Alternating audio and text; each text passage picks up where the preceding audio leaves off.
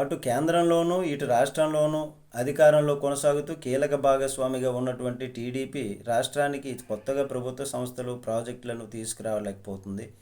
పైగా గత ప్రభుత్వం కృషితో వచ్చినటువంటి వాటిని కూడా వెళ్ళగొట్టేటటువంటి ప్రయత్నం చేస్తుంది అని ఇండస్ట్రియలిస్ట్స్ ఒక విధంగా దిగ్భ్రాంతికి లోనవుతున్నారు. నెల్లూరు జిల్లాలో కీలకమైనటువంటి ప్రాజెక్టు మూతపడుతున్నా ముద్ర నిద్ర వహిస్తున్నారని మాజీ సీఎం వైఎస్ జగన్మోహన్ రెడ్డి చొరవతో రాష్ట్రానికి వచ్చిన భారీ పిఎస్యు ప్రాజెక్టు కూటమి ప్రభుత్వం చాపచుట్టేసే పనిలో ఉంటుందని కీలకమైనటువంటి 2 కేంద్ర ప్రభుత్వ రంగ సంస్థలు నాల్కో, మిధాని కలిసి నెల్లూరు జిల్లాలో 5,500 కోట్ల పెట్టుబడి అంచనాతో ఏడాదికి 60,000 టన్నుల అల్యూమినియం ఉత్పత్తి సామర్థ్యంతో యూనిట్ స్థాపించేలా వైఎస్ జగన్ సమక్షంలో ఒప్పందం కుదిరింది. పలు కారణాల రీతి ఈ ప్రతిపాదనను ఉపసంహరించుకుంటూ త్వరలో తుది నిర్ణయం తీసుకున్నట్లు నాల్కో ప్రకటించింది.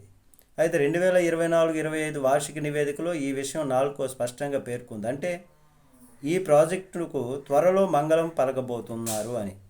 రాష్ట్రం నుంచి ఒక భారీ ప్రాజెక్టును తరిమేస్తున్నారని అర్థమవుతుంది. కేంద్ర ప్రభుత్వంలో కీలక పాత్ర పోషిస్తున్నారు కూటమి నేతలు. దీనిపై నోరు విప్పడం లేదు. అయితే పారిశ్రామిక వర్గాల్లో విస్మయం వ్యక్తం అవుతుంది. ప్రైవేటు కంపెనీలకు సొంత ఇనుప గనులకు కేటాయించేందుకు ఢిల్లీకి పరుగులు తీస్తున్నారు రాష్ట్ర మంత్రులు. కానీ కేంద్ర ప్రాజెక్టు చేజారిపోతున్నా పట్టించుకోకపోవడంపై ఒకంత ఆవేదన చెందుతున్నటువంటి పరిస్థితి. చంద్రబాబు ప్రభుత్వానికి ప్రైవేట్ సంస్థలపైన ఉన్న మోజు ప్రభుత్వ రంగ సంస్థలపై ఉండదని పలు సందర్భాల్లో ఈ విధంగా రుజువు అవుతుందని అంటున్నారు. అయితే ప్రభుత్వ రంగ సంస్థ విశాఖ స్టీల్ను కేంద్రం ప్రైవేటీకరణ చేస్తున్నా నోరు తెరవడం లేదు. పైగా ఈ యూనిట్ మూసివేతకు సహకరించే విధంగా ఓ ప్రైవేట్ కంపెనీ ఆధ్వర్యంలో అనకాపల్లి వద్ద భారీ ఉక్కు కర్మాగారం ఏర్పాటు చేయిస్తూ దానికి సొంత ఇనుప గనులు కేటాయించాలని స్వయంగా ముఖ్యమంత్రి నుంచి మంత్రుల దాకా కేంద్రాన్ని కోరుతున్నారట.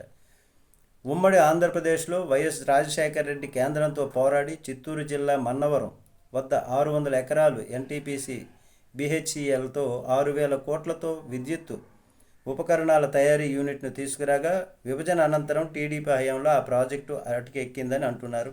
ఈ విధంగా రాష్ట్రానికి వచ్చినటువంటి ప్రాజెక్టులను ఒకటికోట తరిమేస్తే గత ప్రభుత్వం కృషి చేసినటువంటి వాటిని మరి ఇప్పుడు వచ్చి చేసేటటువంటిది ఏమి ఉంది, ఏ విధంగా ఉపాధి కల్పిస్తారు, ఏ విధంగా సంపద సృష్టిస్తారు అని అనుకుంటున్నటువంటిది. మీరైతే ఏమంటారు దీనిపైన? నమస్తే.